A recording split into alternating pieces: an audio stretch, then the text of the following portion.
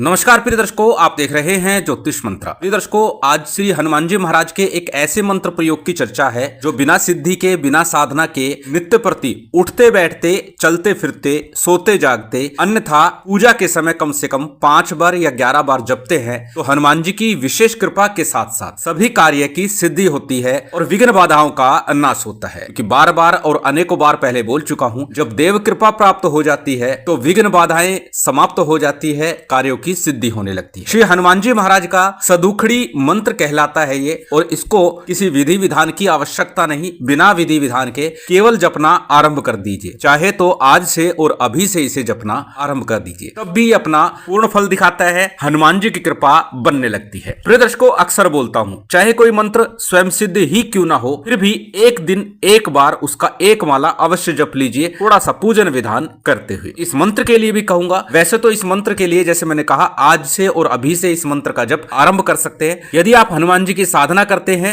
उनके उपासक हैं, तो आपको यह मंत्र अवश्य ही उपयोग करना चाहिए, प्रयोग करना चाहिए। अन्यथा उन लोगों के लिए भी है जो लोग पूजा पाठ विधि विधान के साथ संपन्न नहीं कर पाते, परंतु जीवन में समस्याएं बनी हुई हैं और सोचते हैं उपाय करें तो कैसे करें, समय नहीं लग पा रहा या फिर व्यवस्था ऐसी नहीं हो पा रही, सामग्री कहां से लाएं, ये चीज कैसे उपलब्ध होगी, तो उनके लिए तो ये मंत्र अत्यंत प्रभावी रामबाण की तरह कार्य करता है। बिना विधि विधान के ही इसे जपा जा सकता है और आज से और अभी से इसका प्रयोग किया जा सकता है। 7 से 10 दिनों में आपको इसका प्रभाव दिखाई देने लगेगा। यदि एक बार इसका विधान कर लेंगे तो उत्तम होगा, क्योंकि बार बार बोलता हूं कि अधिकस्य अधिकम फलम, जितना अधिक करेंगे उतना श्रेष्ठ होगा। तो किसी शुभ योग सिद्ध मुहूर्त में मंगलवार अथवा शनिवार के दिन एक बार विधान कर लीजिए। अब कैसे विधान करना है, किस सामग्री के साथ करना है, कोई बहुत अधिक नहीं है, सामान्य पूजन सामग्री जो श्री हनुमान जी महाराज की पूजा के लिए आप प्रयोग कर सकते हैं, जिसमें अक्षत पुष्प धूप दीप नैवेद्य फल फूल मिष्ठान, इसके साथ में जनेऊ, चूरमे का अथवा लड्डू का भोग, चमेली के तेल और सिंदूर का चोला, एक ध्वजा, ये विशेष रूप से आपको लेनी है। पहले हनुमान जी की सामान्य पूजा विधान किसी मंदिर में जाके कर लीजिए,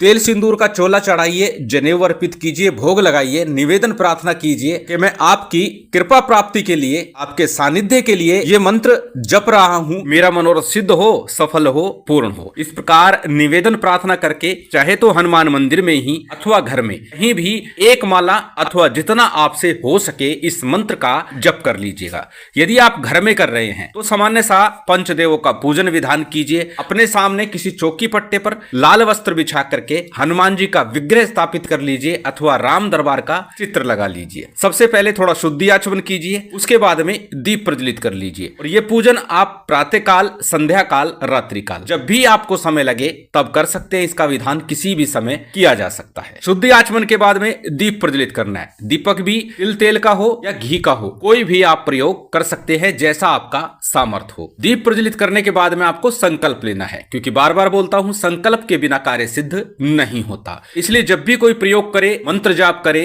अनुष्ठान करे, तो संकल्प अवश्य ले लीजिए। संकल्प के लिए दाहिने हाथ में अक्षत पुष्प जल ले लीजिए, अपना नाम बोलिए, गोत्र बोलिए, उस दिन का तिथिवार नक्षत्र बोलिए और फिर अपना मनोरथ बोलिए। अब मनोरथ तो यहाँ स्पष्ट है कि हनुमान जी की कृपा के लिए, कार्य की सिद्धि के लिए, मनोकामना की पूर्ति के लिए आप ये प्रयोग करना चाह रहे हैं। संकल्प के उपरांत संकल्प के लिए लिया गया अक्षत पुष्प जल किसी थाली, प्लेट अथवा दीपक के सम्मुख छोड़ दीजिए। तत्पश्चात सामान्य पंचदेवों का ध्यान पूजन कर लीजिए, गणपति का, गुरु का, कुलदेव, पितृदेव, स्थान देव। इसके बाद में सीताराम जी का, श्री हनुमान जी महाराज का पूजन कर लीजिए और भैरव जी का भी सामान्य पूजन ध्यान कर लीजिएगा। सामान्य पूजन विधान जो सामग्री, जो व्यवस्था आपके पास है उतने से कर लेना है। बहुत अधिक आवश्यकता यहाँ पर विशेष नहीं है, क्योंकि आरंभ में ही बोल चुका हूं, जो भी व्यवस्था हो, जो सामग्री हो उसके साथ करें, अन्यथा आज से और अभी से इस मंत्र का जप आरंभ कर दे। जैसी आपकी व्यवस्था बनती है वो कर लीजिए। एक बार थोड़ा विधान कर लेंगे तो उत्तम होता है। सामान्य पूजन विधान के बाद गणपति गुरु मंत्र का भी यथा संभव यथाशक्ति जप कर लीजिए। गणपति मंत्र के रूप में ओम गंग गणपति नमः, ओम गणेशाय नमः, ओम वक्रतुंडाय नमः, कोई भी एक गणपति मंत्र जप सकते हैं। बात करें गुरु मंत्र की, यदि गुरु दीक्षा ली है तो अपने गुरु का ध्यान करते हुए उस मंत्र का ही जप कीजिएगा, अन्यथा भगवान शिव को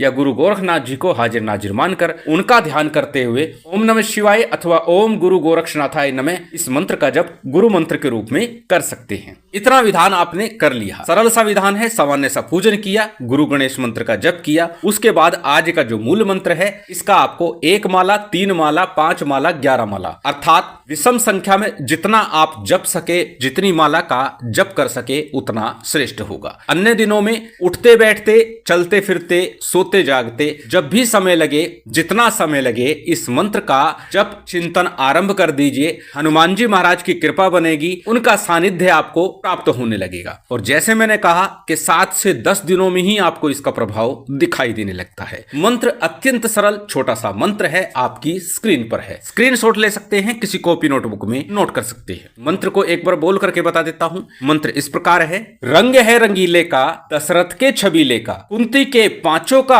अंजनी के अकेले का। एक बार पुनः सुनिए, रंग है रंगीले का, दशरथ के छबीले का, कुंती के पांचों का, अंजनी के अकेले का। ये सदुखड़ी हनुमान जी का मंत्र है, जो बिना विधि विधान के, बिना किसी कसम के, बिना किसी दुहाई के ये मंत्र चलता है और हनुमान जी महाराज की विशेष कृपा प्राप्त करा देता है। इसी मंत्र का आपको जप करना है, जैसे कहा यथाशक्ति ही जप करें तो आपको लाभ मिलेगा, हर हाल में मिलेगा। अत्यंत प्रभावी सरल सा मंत्र है। मंत्र जाप के बाद में सीताराम जी की, हनुमान जी की आरती कीजिएगा। आरती के बाद जो भी नैवेद्य रखा है, चाहे लड्डू है, चूरमा है, जो भी है, उसे अग्नि पर ही आपको भोग लगाना है। जलाचमन कराइएगा, क्षमा प्रार्थना कीजिएगा, आसन को प्रणाम कीजिएगा, साधना प्रयोग से उठ जाइएगा। उसके बाद नित्य प्रति प्रातः काल, संध्या काल, रात्रि काल अथवा जब भी समय लगे इस मंत्र को गुनगुनाते रहिए, मानसिक रूप से जपते रहिए। हनुमान जी महाराज की विशेष कृपा का लाभ मिलता ही रहेगा। अत्यंत सरल, अत्यंत प्रभावी ये मंत्र विधान है। साधु संत इस मंत्र का निरंतर जप करते हैं, क्योंकि कहा जाता है जपात सिद्धि, जपात सिद्धि, जपात सिद्धि निसंशय है। जपते रहिए, जपते रहिए, जपते रहिए, सिद्धि अवश्य प्राप्त होगी। तो श्री हनुमान जी महाराज की विशेष कृपा के लिए इस मंत्र का जप